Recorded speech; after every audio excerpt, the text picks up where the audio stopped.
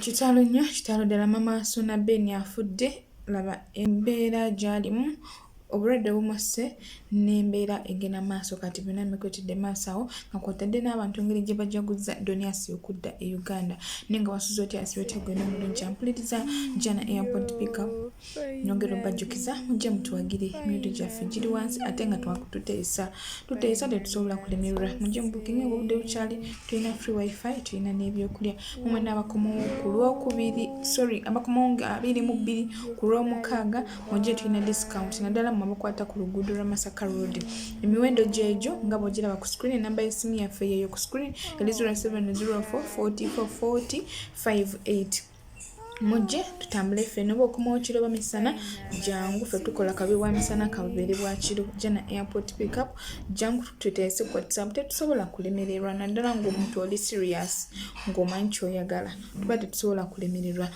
kitalo nnyo kitalo ddala ekya maama wa Suna Ben munnange olunaku lugenza okukeera ku makya nga maama we afudde. Suna Ben mwami DJ munnakatemba radio presenter ate era nga TV presenter aba mumanyi nga abadde mu ssaga za mukyala we oba ex wife we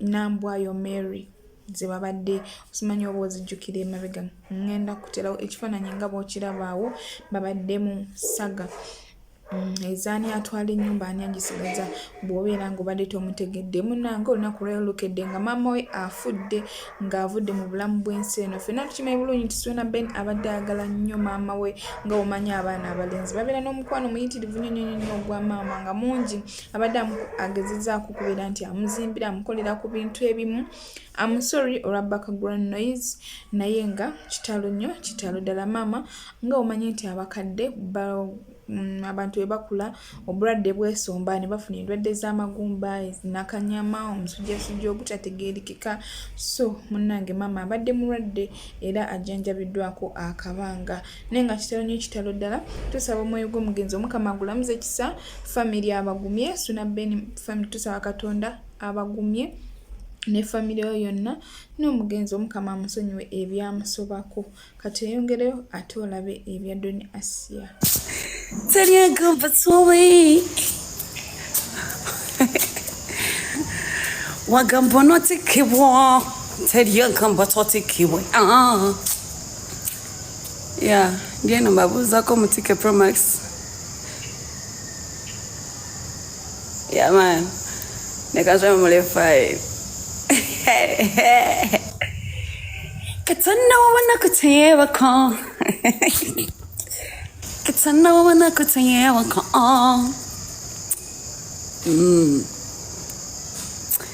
Katana wana kutayeba.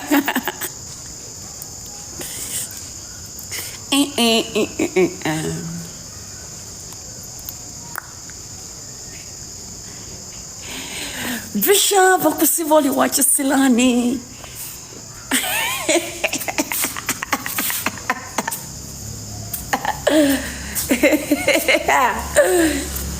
Visha bakusivoli wacha silani.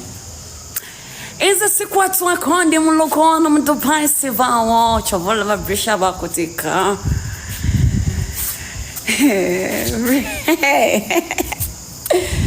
Baname ngenda out mateka pulira ko yobere waka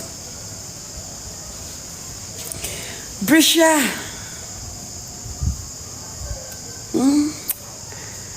Waja mu Dubai ngenda kujiva musibera mu nsi ne mujolimu Omanyi mukama yagala nnyo okutuukiriza ebiroto byaffe. Akuwa ky'omusabye, you know. Yeah, man. Yeah, nagulyako nga mugamba bantika.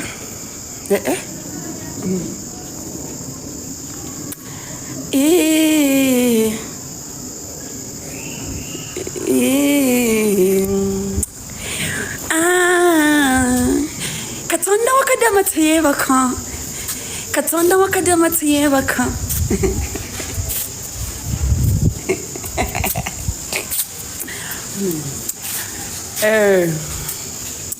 Omuntu omwana oyo yagenda n'agamba mama wa Brisha malaya abasajja baliddeko bawana omwana ne bamulya Brisha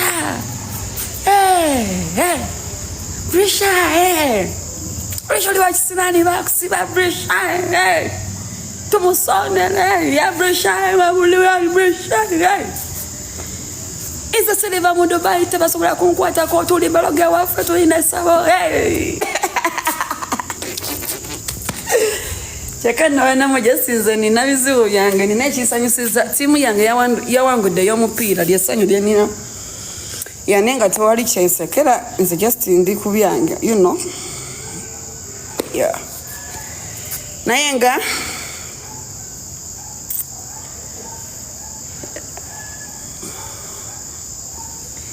amaziga tukabye mangi mwana tukabye mangi zinali ntuddeko ewantu amaziga ne gava mu nga nkaaba naye nga n'omuntu ankabya simumanyi tamumanyi nenfubutuka amaziga mu maaso obulamu ne neekyawa ne ngenda mu depression just olwo omuntu gwe sivumanga nako mama wange pressure zali zimunziseeko just olwo omuntu ow'omuntu just gwolaba ku media talabanga na ku maama wo naye n'akaabya maama mweno mwegendereza okukaabya abantu olokoka digwabe wamwe bonna baalokoka wamma mbadde mbagamba enaku z'omwezi nga mukaaga tuddayo Dubai enaku z'omwezi nga mukaaga mu March nalina kuddayo mu Feb naye ebyatuukawo mwabimanya mbadde ku treatment ndowooza mutegedde ezimu ku nsonga lwaki abantu basanyufu nnyo era bajaguza Donias olw'okumudipootinga. Akaabizza abantu amaziga mangi, bantu bangi baakaabizza, bantu bangi baanakuwaza, abantu abavumye n'abasasebula, avumye abaana baabwe abaafa, abazadde baabwe abaafa, byonna abikoze. So abantu abamukwatibwako ennaku be batono naye nga basinga bali happy. Weerabireko. Donasiyo basiina kigambo kyensala ku Donasiyo. Ebintu byonna yabyekolera nga ye omuntu. Ate mu kubyekolera kuviira ddala mu ntandikwa. Nze Donasiyo nakwatagana naye nga yakamala mu Dubai omwezi gumu. Mu mwezi ogwokubiri we yaviire Satwa n'ajja mu Dubai. Lwe lunaku ndowooza gwe mwezi gwe twakwataganiramu kwe ntandika okubeera ati twogera. Donasiyo yakolanga ebintu ebyenjawulo nze nabeerako naye. Ebintu ebyenjawulo bye yakolanga okulumba abantu, okuvuma abantu n'ebirala. Nze kamwa kwogera nayogerako ko ne Donasiyo tukyali bakyali. Namugamba mukwano gwange. Mwana ebintu ebyo si birungi. Nze Roni siri wa buvuyo. Sikola buvuyo Roni. No. Kuba nali mukko mu buvuyo ne mmanya results ezibuvaamu. Na biki by'oyinza okufunamu mu buvuyo. Era nze wendaba omuntu akola obuvuyo mu Dubai musekerera. Fo kusirika tekuba butamanya. Wabula tuba tumanyi biki ebivaamu na biki results z'oyinza okufunamu mu ekyo ky'oba okola. So twayogerako ddala Donasiyo mu inbox ne mbuntu. Naye nga yalaga ye yamalayo terina ky'oyinza mugamba oshegera kubanga ye akola video. Netuuka mu likes 14,15 oba ogenda mugamba kigwa akola video nebeera mu likes 40 people nga be bakuwadde likes oba tolina ky'omugamba kati eno message egende eri mukwano gwange Barista Timo olwaniridde Donasiyo kirungi nnyo okitegeera naye okumulwanirira kati ng'ali mu kkomera oba okuddayo ewaka wandibadde omulwanirira wali mu ntandikwa ebintu bye yakolanga kuba Timo gwe mwennyini buli kimu kye yali akolanga okimanyi.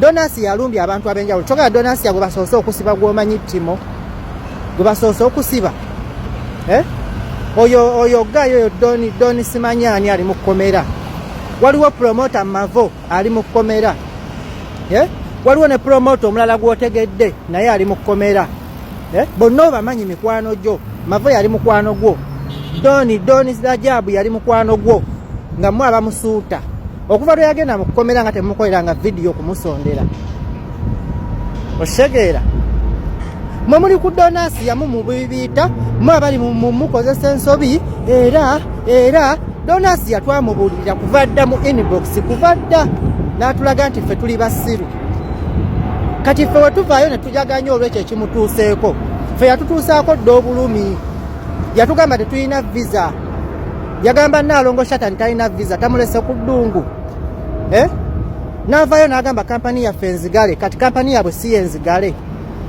navayo n'agamba Brisha bamudipotinga siye mudipotinge navayo n'avuma bapromota tebalina visa tabaleseewo ku ddungu navayo kwegamba bingi timo bimanyi bingi era gwe wenna navayo nonnenya ku vidiyo zenkolera Donasia ogenda kuba tomanyi kikyoyogerako nga tonnaba kunnenya soko oyiteko mu peegi za Donasia alina peegi 2 vidiyo zabadde ng'akolera abantu okitegeera then olyoka ojja ku vidiyo yange okomentinge onnenye oba onvume okitegedde bulungi nze ekyokudipotinga kwa Donasia kyembadde nsinga okusabirira okusinga okumusiba kuba nze mbadde simwagaliza komera kuba ekkomera nkimanyi situukangayo naye abavuddeyo bannyumiza ebiryo sibyagala si birungi kati okumudipotinga kye kibadde kisinga kati nga bwe mwagambye ku live zammwe nti muyina ababawa ssente mutuvume kati kirungi bazibaweere Kampala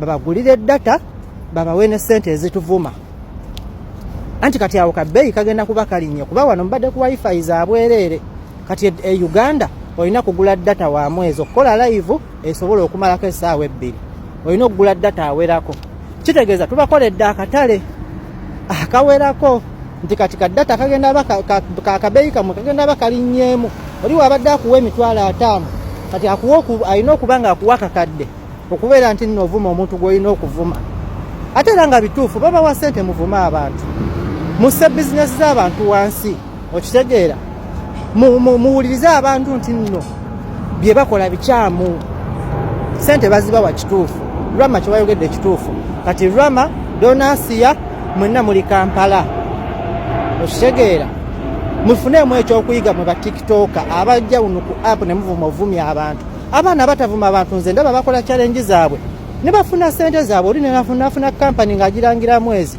Donasia okuva lwe yajja mu Dubai kampani meka zaalangidde yafuna day to day gaba $15,000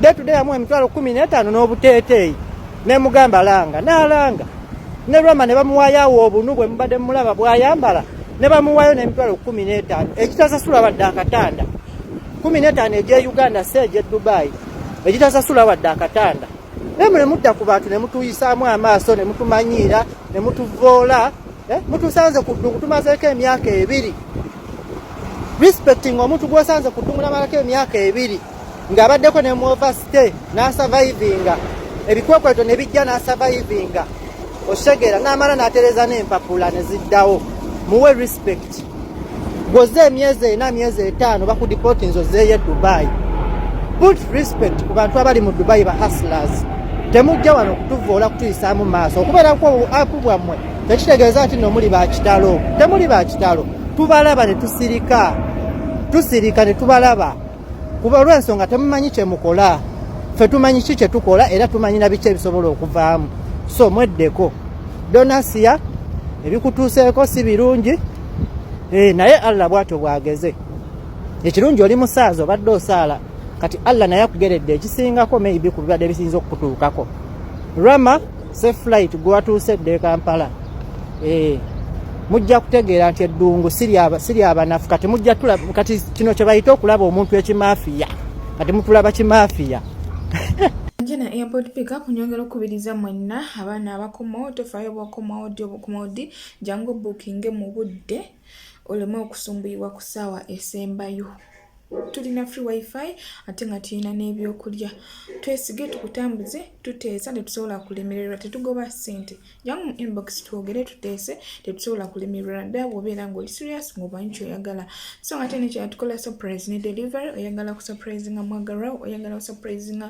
muntu wa birthday oba oyagala kukolera muntu birthday jangu otwesige tukolere omuntu keeki ekimuli kya ssente kyonna ebirabo kyonna ky'oba oyagala ate nga tukola ne delivery bw'obeera ng'oli eyo oyagala kuguliza abaana bo ngoye oyagala kushopingira bazadde bo bintu munnange twekwate tukikolako bulungi nnyo ate nga akasente kasaamusaamu nsonga n'ekirala oba wadde watikka ebintu ku kago nga tolina abijjayo jangu mu inbox twogerezeganye tuteese tuba tetusobola kulemererwa. Enamba yaffe 0704 44 40 58. Nyongera okubaza bula alabye video yange to the end n'olabula nga tobuskipinze mukondi musimu saba Katonda abawe kye musinga okwagala. Channel Media ko kyali tusisinkane mu video eddako.